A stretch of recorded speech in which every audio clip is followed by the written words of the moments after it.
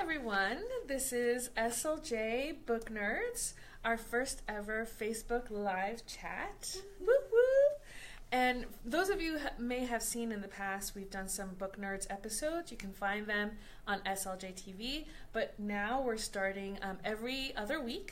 Every other Tuesday at 1 p.m. Eastern Standard Time, we'll be having these Facebook Live chats with SLJ book editors or SLJ editors, and each episode we'll have a topic that we'll be discussing and about different trends. We'll have some exclusive cover reveals, pretty much what's on SLJ editors' mind at the time, and we'll have some guests. So I'm looking forward to hearing from you. Feel free to put any comments, any questions that you may have for us in the Facebook stream. So we're super excited to be here. And this is our first time ever doing a Facebook Live chat. So excuse any mistakes that might happen, live. Yeah, we're working that live. So, and I don't know if you introduce yourself.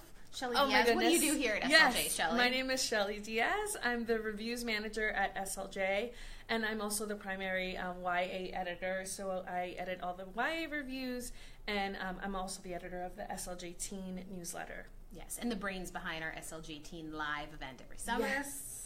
My name's Kira Parrott. I'm the reviews director for both School Library Journal and our sister publication, Library Journal. I also assign all the middle grade books, and I'm the editor of the Between newsletter. All right. So, so many times will be me and Kira. Other times we'll have some other editors, depending on the topic, some guest speakers, and we'll also every single episode try to talk about something that's happening in the kidlit world or the publishing world, or things that we're currently dealing with. So, Kira, we've always been talking about representation and reviews, and lately we've been having a conversation about Native representation. Yeah, so over the last couple years, we, Shelly and I and the other editors here at SLJ have really been focused on diversity, equity, inclusion when it comes to our reviewer pool. We have about 700 or so volunteer reviewers, all mostly librarians spread around the country, a few international reviewers. But we knew we needed to do better in terms of demographics and representation and make sure that people of color, LGBTQIA folks were represented, just librarians who had a different perspective than the majority, so that they could bring that lived experience and knowledge to the assessment of books and media and how important that is to have those perspectives. And we've done pretty good diversifying. We still have a long way to go. Yes. But recently, Shelly and I have been talking about Native American reviewers and First Nations reviewers and content. We're seeing, on the plus side, seeing way more books with content. Sometimes it's the protagonist, sometimes it's about the Native American experience, sometimes it's just a subplot or a character that's not germane to the main narrative, but we're seeing more of this, which on one hand could be a positive, sometimes is a real positive. We like seeing that representation because it's been missing for so long. But we need reviewers who really not only are interested in the subject but have deep knowledge. And part of the conundrum is, there's no such thing as a monolithic Native American culture or history. There are how many? 500 plus. I think that there are, over 500 tribal nations in the United States and Canada.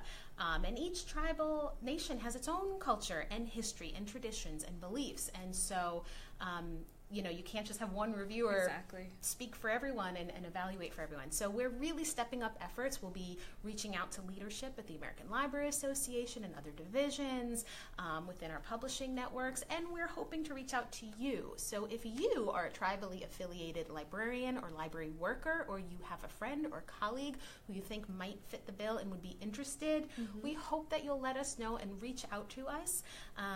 If you've never reviewed professionally before, that's okay. It's really fun. You learn a lot. We are here to help support you in the process. And the nice thing about it, as Kira mentioned before, most of our reviewers are volunteer reviewers, which means the only payment they actually receive is the physical copy of the book or material that they're reviewing. But because we recognize how the dearth of reviewers out there who can review with that expertise and lived experience, and also the emotional labor that comes along with that, this is a type of very we feel like we need to put some monetary, compensation, I guess, for reviewing these types of materials. So for very limited amount of opportunities that exist when it comes to reviewing for SLJ, this is actually a position that is a paying gig. So please, we'll be putting in our application in the comments. Now or very soon, you'll see a link to that. So feel free to pass this along or apply yourself. Yeah, and a general call for reviewers. We're specifically right now looking for Native American reviewers or people who are tribally affiliated. But if you've ever thought about reviewing and you're like, I don't know if that's for me, what does it entail? How much work is it? What about books that I don't really want to review? Send an application or contact us. We'll give you the down low on all of it. Exactly. Another thing that we're going to continue to do in these episodes is kind of give you like a behind the scenes look at some of the processes at SLJ, especially when it comes to reviews, because we're reviews editors. And today we wanted to focus on how an SLJ book or material gets a star, because that's the type of question that we receive all the time. So, Kira, why don't you kick us off on the stars process? Sure. So stars generally start with the reviewers. So we have like an online database, a portal where all of our reviewers enter their review when they're ready to send it to their editor. And there's a little button on the side that says star that they can click. And that doesn't mean the book will get a star. It's essentially a nomination. It's a way for the reviewer to say to the editor, this is not just a great book, it's an excellent book, a distinguished book. It's the sort of book that, almost every library or librarian should have in their collection. So that's usually where it starts. Yeah, that's where it starts. And also as review editors start to receive the reviews that are slotted for the next issue, we also start paying attention to books that are getting buzz, either, publisher buzz or on the blogosphere or other review journals. Oftentimes we also add to our star considerations Google Doc. Super secret. Titles that from authors who've won awards in the past, who've received acclaim and have been starred or bested in the past. So, and even if books have received like a glowing review and maybe the reviewer didn't nominate it for a star, but the review kind of shows us there's something different about this title. So we start adding that to our Google Doc, and we have 2 to 3 monthly meetings where all the reviews editors, pretty much our stars committee, they kind of sit together and discuss the, what is it that what stands out about these contenders. So in your mind, in your heart of hearts, Kira, what do you think is a star? An SLJ star. An SLJ star. Well, for me, when I'm reading and evaluating and thinking about books, the first kind of little set of criteria I have in the back of my mind is kind of a modified version of the ALSC Notables criteria. So if you've ever served on this committee or sat in on some of their sessions, you'll know that they have a kind of working basis of criteria. There's stuff like originality of concept. So, a book or media that's doing something new and different that we've never seen before, or taking a topic or subject that we've seen a lot and doing something new and fresh with it. So that originality is important. There's usually something about like technical excellence. So whether it's the art and the execution of the artwork, or the writing and the prose, or how a story and a narrative unfolds, that sort of technical artistry and excellence in the actual product itself. It's not just a great story, it's also beautifully written or wonderfully illustrated, and kind of the craft is at that level. I personally also really pay attention to representation, both the authenticity and authority of the representation, but certainly perspectives, voices, viewpoints that we just have not seen before or haven't seen enough of. If a book is doing that sort of work and bringing forth something that has been really missing in our industry and in publishing, that will raise it to that heightened level for me as well. Yeah, and our committee is composed of I think 7 editors at the time. So obviously, reading is subjective. There are never, or it's very rare the occasion where a book has complete agreement and all of us think it's a star, but we try to get to a level of consensus.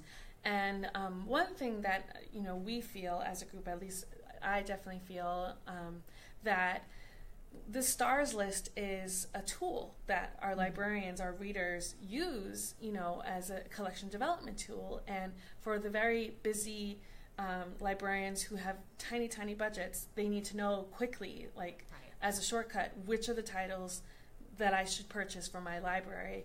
And obviously we hope that you read all of our reviews. They're so and good. Yay, because we all work so hard on them. But, we understand that librarians' schedules are busy and budgets are small. So this is the page where you can flip over the magazine and see these are the titles that we say and believe that if you have the budget for it, you should purchase. Right. You get nothing else this month. Exactly. Check these out and think about them. Yeah, and because we know how important this tool is for librarians, we also feel like the power and the privilege that we have to select these titles and kind of surface them to everyone's attention, we are trying to decide, if this book doesn't receive a star because it's an indie publisher or an author that no one's ever heard of before, or even a self-published author, will this star give it an audience that it never would have in the past? So those are the things that we consider when we think about SLJ stars. Exactly. Yeah. So, any questions? Oh yeah, if anyone has questions, comments, ideas for stuff that you would like to hear the editors talk about at future episodes, feel free to drop those into the comments. If you're watching this video after we've recorded the live sessions, go ahead and drop them in there anyway. We'll pay attention and grab them later. And we do have that application link. Oops, sorry. So the other thing that we wanted to do is just a quick share. What would we be doing here if not talking about a couple books that we're reading and loving? So what are you reading and loving right now, Shelley? Well, as always, I'm reading multiple things at the same time. As I mentioned before, I'm the YA editor, so most often the things that I'm reading are YA books. And I'm currently reading on my Kindle NetGalley app is Anger is a Gift by Marco Shiro. It's a debut YA published by Tor, and it's really timely, unfortunately, because it's about these kids in a Bay Area high school where there's a lot of racism happening with the security guards and the police that are being brought into their school, a metal detector. So the kids decide to protest in the community, and there's a walkout, and some heartbreaking things happen. And that's not all I'm going to say, because then I'll start crying, and we don't want that. So on to my near and dear love. As many people know, Pride and Prejudice is what I adore. So I am currently reading this, it's really hard to see, but this retelling of Pride and Prejudice from Mary Bennett's point of view. I recently reviewed an adult book with Tina Peel about Mary Bennett, so here's my next one about Mary Bennett. And I'm super excited to read this one. The next book by Ibby Zaboy. I have been I remember talking to Ibby when we had her at an event in Miami a few years ago, and she was writing this or working on it, and she mentioned it to me, and I was just like, you're doing a retelling of Pride and Prejudice set in New York, in Brooklyn, in modern day, like what? This is amazing. Yes. It's here. It's here, guys. Well, the arc is here. Yeah. So those are the three that I'm super excited about. What about you, Kira? That sounds amazing. And I call dibs on that after you. So it is April, which is National Poetry Month. So I don't know if you guys have heard of this book. It's called Jabberwalking by Juan Felipe Herrera, who was the United States Poet Laureate, of course, up until 2017. So this is his new book for teens, and it's about a lot of things, but it's funny and it's poignant and it's beautiful and it's just so creative. It's about poetry and about being a poet or about finding your voice and sort of paying attention to the world around you and absorbing it and putting your thoughts down, even if they don't make sense, even if you don't know what it is, even if you don't think of yourself as a poet or someone who likes poetry. It's a great book for teens. It's just wonderful. And Mr. Herrera will be a keynote speaker at our upcoming Day of Dialogue on May 30th. It's sold out. I'm sorry, guys. There's no more seats left. I apologize. But if you are already going to Day of Dialogue, you will have a chance to hear him speak. I'm so and the excited. live stream, right? Isn't there going to be a live stream? We are live streaming. So if not right now, then later after the live video, we can put a link to where that information is, so that even if you don't have tickets to be with us in person at Day of Dialogue, we are live streaming it, and there'll be information about that. It's always so good. Can't wait. And Della Farrell, our poetry and nonfiction editor, recently interviewed Juan. That's right. Pereira. It's on their website. So I'm going to also add that link. There's going to be so many links in there for you guys to look at. So I think we're going to wrap up our first ever episode. Just so you know, our next one is May 1st. May 1st. And it's also at 1 p.m. Eastern Standard Time. We'll be chatting about a very embarrassing, but I feel interesting maybe to some people, classics that we have not read. There's a lot of classics I've never read, and I don't think I've even told you. It's going to be shocking and embarrassing, and I don't know if they're going to let me be an editor here after this. It better not be Pride and Prejudice. That's all I'm saying. I think I've read that. I'm pretty sure. I know I've seen all the movie versions. We'll figure it out. We'll get it together by then, folks. Yes. And we'll also have a exclusive cover reveal of the next Wimpy Kid title from Abrams. Yes. And I know we're going to be excited to share that with you. Exclusive right here. We'll have it to show you, but then we'll also have a little post where you can read all about the new Wimpy Kid and see the new cover, share it with your students who are obsessed. Yes. And understandably so. Yes. So this is it. We're wrapping up Book Nerds. Thanks again for watching. Any questions, feel free to reach out. Bye. Thank you.